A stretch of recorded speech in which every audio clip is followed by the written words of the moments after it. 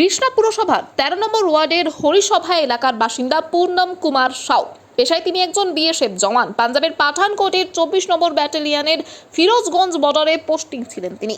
গতকাল সেখানে ডিউটি করার সময় হঠাৎ তার শরীর খারাপ লাগে। একটি গাছের তলায় ছায়ায় বসেছিলেন। বর্ডার ক্রস করায় তাকে পাকিস্তানি রেঞ্জার্সরা ধরে নিয়ে যায়। রাত ৮টা নাগাদ এক বন্ধু ফোন করে ঘটনার খবর বাড়িতে জানায়। তারপর থেকে বিএসএফ জওয়ানের স্ত্রী রজনী সাউ বলেন, মঙ্গলবার রাতে স্বামীর সঙ্গে শেষ কথা হয়েছে। তারপর থেকেই দুশ্চিন্তায় দিন কাটাচ্ছেন পরিবার। যতক্ষণ না ছাড়া পাচ্ছে ততক্ষণ দুশ্চিন্তায় কাটছে না। পরিবার চাইছে পূর্ণম সুস্থ অবস্থায় বাড়ি ফিরে আসুক।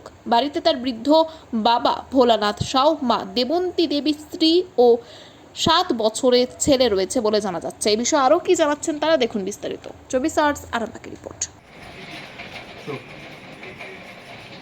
খবর পেয়েছি কালকে রাতে 8টার সময় ওনার একটা বন্ধুর ফোন এসেছিল কি বরের সাথে কখন কথা হয়েছে। তো আমি বললাম কি কাল রাতেই তো কথা হয়েছে, কি হয়েছে বলুন। তো ওরা কিছু বলছিল না, বলছে বারবার একটাই কথা কি আপনার হাজব্যান্ডকে পাকিস্তান থেকে অ্যারেস্ট করে নিয়েছে। তো আমি বললাম কেন, কি করলেন উনি? তখন ওরা কিছুই জানাচ্ছে না। তারপরে ডিপার্ট থেকে কোনো ওনাদের ইনফরমেশান আসেনি কি মানে আপনাদের ফ্যামিলি মিসিং আছে বা কিছু। ওই বন্ধুটাই শুধু জানালো কি এরকম এরকম কথা আছে, ব্যাস আর কিছু জানায়নি ওরা। অফিশিয়ালি কিছু জানতে পেরেছেন? না না, ওরা বন্ধুদের থেকে জানতে পারছি কি ওনার এরকম কন্ডিশন। কোথায় ছিল উনি, এখন কোথায় ছিল? পাঠানকোটে ডিউটি ছিল ওনার। উনি কি বর্ডারেই? হ্যাঁ, বর্ডারে ডিউটি। কতদিন ধরে ওনার ছিল?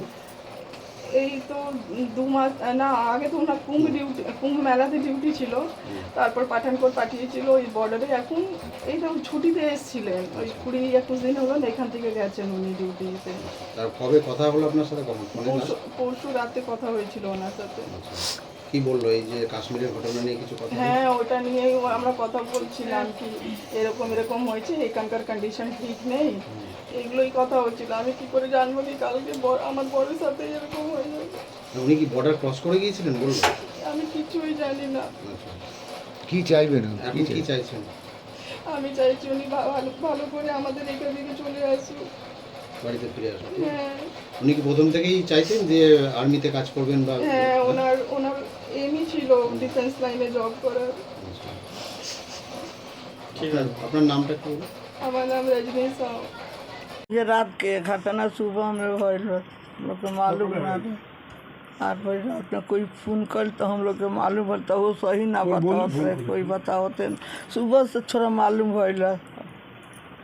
अच्छा, ঘটনা 6টার সময় হয়েছে সকালে। কি চাইছেন আপনি মা? তো কি চাইছেন? সরকারের কাছে কি চাইছেন? আপনার ছেলে তাড়াতাড়ি বাড়ি ফিরে আসুক। और मांग हमारा लड़का सही सलामत हमारे सामने आ जाए, जैसे आँचर भरल तो फिर भर जाए। अभी हम चाहता नहीं। সন্তানের পরে মন বসছে না, প্রচুর পরিশ্রম করেও আপনি আশানুরূপ পারিশ্রমিক পাচ্ছেন না, যার ফলে আর্থিক সংকট আপনার জীবনে দুঃখ এবং চাপের ছায়া ফেলেছে। দেনার ভারে জর্জরিত স্বামী স্ত্রীর মধ্যে প্রতিনিয়ত ভুল বোঝাবুঝি বেড়েই চলেছে। নতুন বাড়ি কিনেছেন কিন্তু সেই স্বপ্নের বাড়িটা যেন আরও দুর্ভোগ নিয়ে এসছে আপনার জীবনে। আপনি ভাবছেন সস্তায় পাওয়া বাড়িটা নেওয়াটাই কি সঠিক সিদ্ধান্ত ছিল? এমনই সব দ্বিধাদ্বন্দ্ব এবং জীবনের কঠিন মুহূর্তে আপনাকে সঠিক পথে পরিচালিত করবেন আন্তর্জাতিক খ্যাতিসম্পন্ন স্বর্ণপদক ও স্বর্ণ মুকুটপ্রাপ্ত ডক্টর অজয় শাস্ত্রী। তিনি শুধু আপনাকে পথই দেখাবেন না, আপনার জীবনে সত্যিকারের সুখ, শান্তি, ঐশ্বর্য, অর্থ যেন সঠিক সময় আপনার কাছে পৌঁছে দেয় সেই দায়িত্বও নেবেন। তাঁর অভিজ্ঞতা এবং জ্ঞানের আলোতে আপনার জীবন হয়ে উঠতে পারে নিরুদ্বেগ ও সমৃদ্ধির পথে ধাবমান। তাই আর দেরি নয়, স্ক্রিনে দেওয়া নাম্বারে এখনই ফোন করে ডক্টর অজয় শাস্ত্রীর সাথে যোগাযোগ করুন। কে জানেন, হয়তো একটিমাত্র ফোনই আপনার জীবনকে বদলে দিতে পারে।